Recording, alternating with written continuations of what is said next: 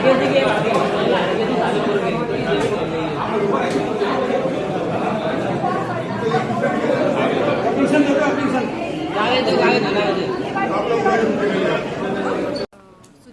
थे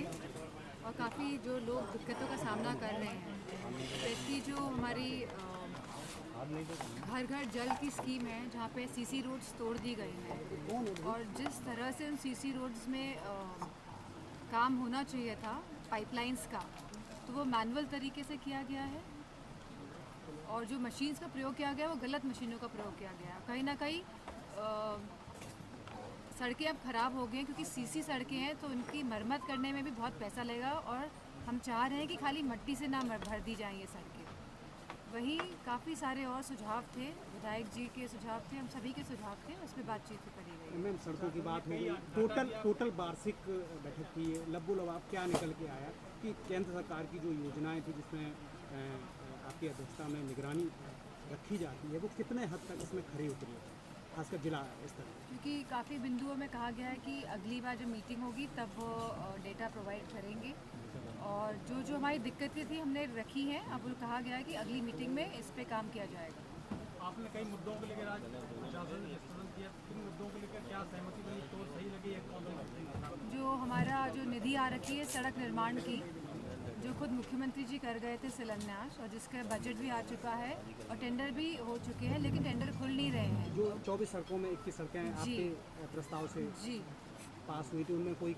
काम तो नहीं हुआ, टेंडर भी हो चुका था? सब कुछ हो चुका है और क्योंकि ये वर्ष खत्म हो रहा है 31 मार्च को, तो हम नहीं चाहते हैं कि वो राशि वापस चली जाए, धनराशि लैप्स हो जाए। तो इसीलिए हमने ये बात भी रखी है कि लैप्स ना होकर उन टेंडरों को खुलवा के जल्दी से जो मैनपुरी में जो सड़कों का जो कार्य है, जो विकास कार्य है, उसको गति दी जाए, उसको रोका ना जाए। मैडम राजनीतिक मुद्दे पर बात कर लेते हैं। सरकार यानी कि सत्ता पक्ष हमेशा ये कहती है आप लोगों के पास कोई काम नहीं है, इस वजह से हर काम में अड़ंगा लगाते हैं और एक नकारात्मक सोच की तरह देखते हैं। मैं समझती हूँ विपक्ष का तो काम ही होता है कि सत्ता पक्ष की जो खामियां हैं, जो उनकी कमियां हैं, उसको आप लोगों के माध्यम से लोगों के बीच लेके जाएं और लोगों की समस्या है, ये हमारी समस्या नहीं है जो हम रख रहे हैं। तो मैं समझती हूँ अगर आप नहीं चाहते विपक्ष हो तो बात अलग है, लेकिन अगर विपक्ष है तो वो सवाल उठाएगा और सही तरीके से सवाल उठाना ही विपक्ष का काम है, कार्य है। वोटर लिस्ट को लेकर चर्चा हो रही है, सरकार चर्चा करने तैयार नहीं, क्या मांग करेंगे, क्या लगता है कि वोटर लिस्ट चर्चा होनी चाहिए? ये बहुत ही एक्सटेंसिव मुद्दा है क्योंकि वोटर लिस्ट पे होना चाहिए, मांग है हमारी भी कि वोटर लिस्ट में चर्चा हो, क्योंकि कहीं ना कहीं जिस तरह चुनाव जब आते हैं वोटर लिस्ट सूचियों में से मतदाताओं के नाम काट दिए जाते हैं या उनके बूथ बदल दिए जाते हैं, तो कहीं ना कहीं इसमें भारी खामियां देखने को मिली है और जिस तरह से दूसरे पक्ष के लोग अपने वोट कई गुना ज़्यादा बढ़ा ले जाते हैं, तो कहीं ना कहीं ये प्रश्न चिन्ह उठ रहा है। तो इसमें मैं समझती हूँ कि बात होनी चाहिए। मैम कार सेवकों और बजरंग दल के लोगों द्वारा औरंगजेब की कब्र को खोदने की बात की जा रही है, कैसे देखती हैं आप? मैं समझती हूँ जो लोग इस तरह के हथकंडे अपना रहे हैं या जो ये कार्य कर रहे हैं या जो इस तरह की जो ये भावनाओं को उत्तेजित करने वाले जो भाषण दे रहे हैं या कार्य कर रहे हैं, तो कहीं ना कहीं ये लोग नहीं चाहते हैं कि देश का सौहार्द रहे, कि लोग आपस में मिल के रहें, कि देश आगे बढ़े। क्योंकि आज जो हालात हैं देश के, जहाँ हमारे युवाओं के पास नौकरियाँ नहीं हैं, जहाँ हमारा किसान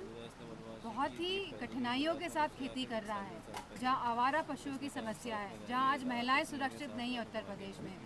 पिछले 1 महीने में हमने देखा है कि महिलाओं के साथ कितने अपराध उत्तर प्रदेश में घटित हो रहे हैं और यह सरकार और पूरा प्रशासन इसके लिए कुछ नहीं कर पा रहा है। जहाँ शिक्षा और स्वास्थ्य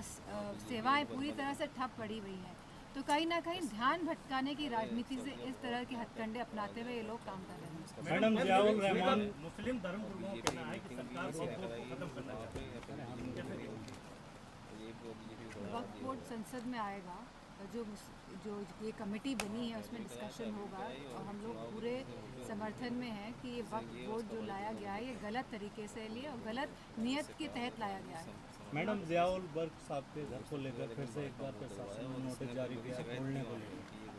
लगातार मैं समझती हूँ एक टारगेट पॉइंट बना लिया गया है और वो नहीं चाहते हैं कि उत्तर प्रदेश में सौहार्द रहे, कि जो भाईचारे के साथ उत्तर प्रदेश जितनी भी लोग भड़काने की कोशिश कर रहे हैं उसके बावजूद भी जिस तरह लोग आज अभी भी भाईचारे के साथ रह रहे हैं, कहीं ना कहीं इसको बिगाड़ने का माहौल बनाने के लिए इसीलिए टारगेट कर रहे हैं लोगों को। मैडम जो हिंसा हुई है उसको किस तरीके से देखते हैं? नागपुर में जो हिंसा हुई है उसको किस तरीके बहुत ही दुर्भाग्यपूर्ण है जिस तरह से हिंसा हुई है और जैसे जैसे जिस तरह के वीडियोस और जो विजुअल्स आए हैं जहां लोगों ने कहा कि हमने लगातार प्रशासन को फ़ोन मिलाया और उसके बावजूद भी प्रशासन वाले नहीं आए, तो इसके पीछे क्या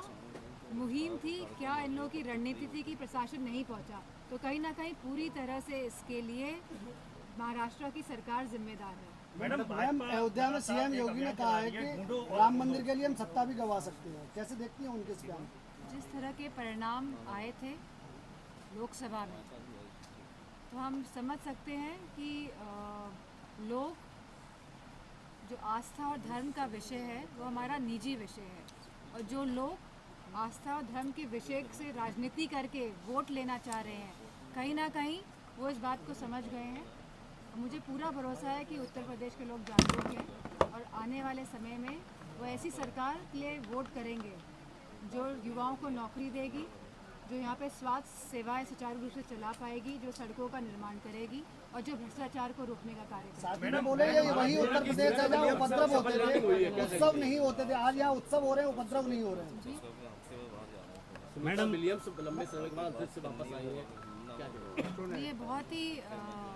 खुशी की बात है क्योंकि लोग कई तरह के सवाल उठा रहे थे कि आ पाएंगी कि नहीं आ पाएंगी, तो हम उन्हें बहुत सारी शुभकामनाएं और बधाई देते हैं क्योंकि उन्होंने हमारे देश का नाम भी कहीं ना कहीं रोशन किया है और महिला भी हैं, तो उनको बहुत बहुत शुभकामनाएं बधाई। मैम, ये वही उत्तर प्रदेश है जहाँ उपद्रव होते थे, उत्सव नहीं होते थे, ऐसा भी योगी आदित्यनाथ ने अभी अयोध्या में कहा है, कैसे देख रही हैं आप उनको? Thank you so much.